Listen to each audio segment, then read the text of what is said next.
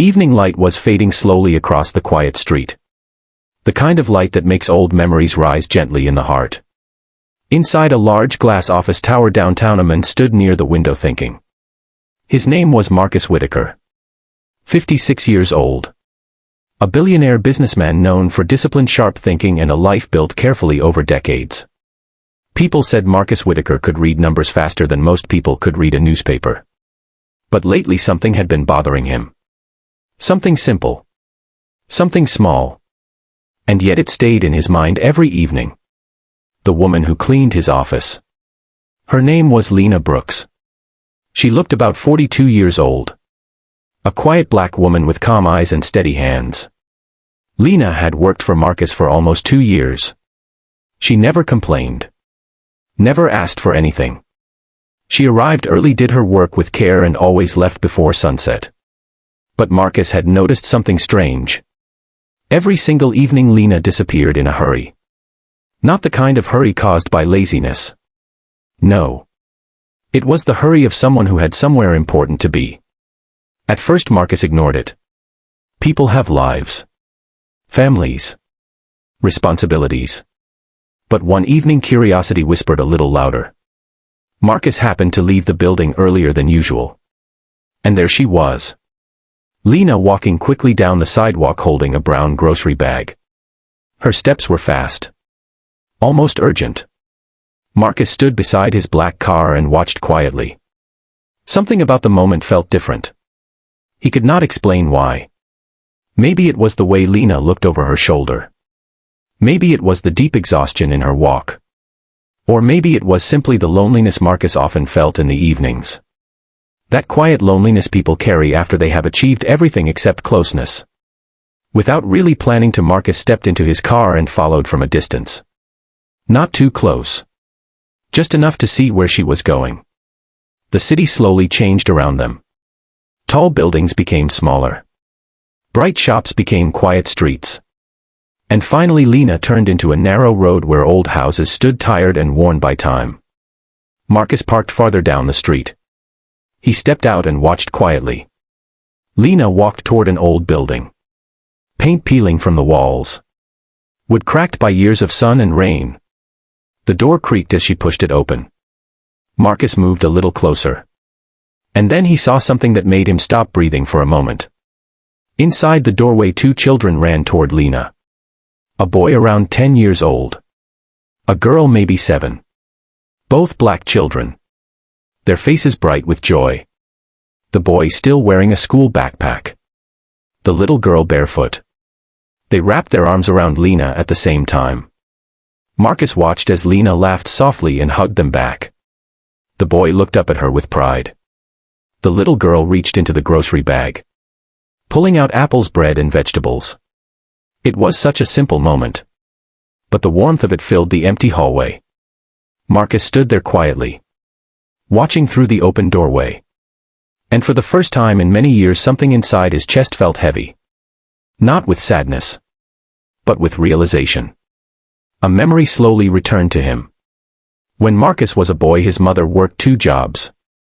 She cleaned offices at night just like Lena. And every evening she rushed home the same way, carrying a small bag of food. Marcus had forgotten that feeling. The feeling of waiting by the door. Listening for footsteps. Knowing someone loved you enough to come home tired but still smiling. Marcus stepped back quietly. But as he turned to leave, a loose stone cracked under his shoe. The sound echoed softly. Lena turned her head toward the doorway. Their eyes met. For a moment nobody spoke. Marcus felt awkward. A billionaire standing outside the worn home of the woman who cleaned his office. Lena looked surprised but not angry. Just curious. Marcus cleared his throat gently. Lena, I did not mean to intrude. I was leaving work early and noticed you walking. I suppose curiosity followed me here. Lena studied his face for a long moment. Then something unexpected happened. She smiled. A calm, understanding smile. Sometimes curiosity brings people where they are meant to be. Mr. Whitaker. The boy looked at Marcus with wide eyes. Mama, who is that? Lena placed a hand on the boy's shoulder. This is Mr. Whitaker. He is the man whose office I take care of. Marcus felt uncomfortable hearing it said so simply. The girl tugged Lena's sleeve. Mama, can we make soup now? I am hungry. Lena laughed softly. Of course, sweetheart. Then she looked back at Marcus. Would you like to come in for a moment? The house was small. Old wooden floors. A table with 3 chairs. And the quiet smell of vegetables cooking. Marcus sat slowly. The children watched him with curious eyes. The boy introduced himself proudly. My name is Isaiah. And this is my sister Nia. Marcus smiled gently. Those are strong names. Isaiah asked the question children ask without hesitation. Are you really a billionaire? Marcus chuckled softly. So people say. Nia tilted her head. Does that mean you never get tired? The room became quiet. Marcus thought about the question. More than any business deal he had ever faced. Finally he spoke slowly. No, little one. It does not stop you from being tired. Sometimes it makes you more tired. Lena stirred the soup quietly. Her voice calm. Money builds houses, Mr. Whitaker. But love builds homes. Marcus looked around the small kitchen. The cracked walls. The simple table. The children laughing. And he understood something important. This place had more life than the silent mansion he returned to every night. As the soup simmered, the evening grew warmer. They talked about school. About books. About how Isaiah wanted to become a teacher someday. Nia wanted to become a doctor. Marcus listened. Really listened. For the first time in many years he was not thinking about profits or contracts. He was thinking about people. When the meal was ready, Lena served small bowls for the children. Marcus stood to leave. But Isaiah stopped him. Mr. Whitaker. Do rich people ever eat soup? Marcus laughed quietly. Tonight I would like to try. So Lena handed him a bowl. They ate together slowly. No rush. Just quiet conversation. When Marcus finally stood to go, the sky outside had turned dark. He looked at Lena. You work hard, Lena. You should have told me about your family. Lena shook her head gently. Everyone carries their own load, Mr. Whitaker. Some people carry it loudly. Others carry it quietly. Marcus nodded. Then he said something that surprised even himself.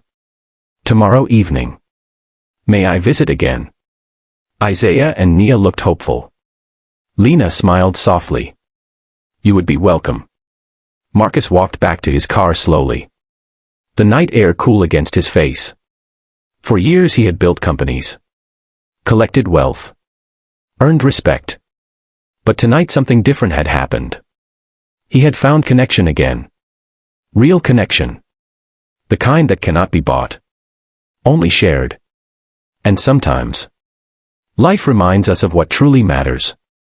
Not through success, but through simple doors, small kitchens, and the quiet strength of people who keep loving despite the struggle. That is the voice we share here. The voice of dignity. The voice of family. The voice of truth. The Black Voices. If this story touched your heart, please like, share, and subscribe to the Black Voices. And tell us in the comments, what moment in life reminded you what truly matters?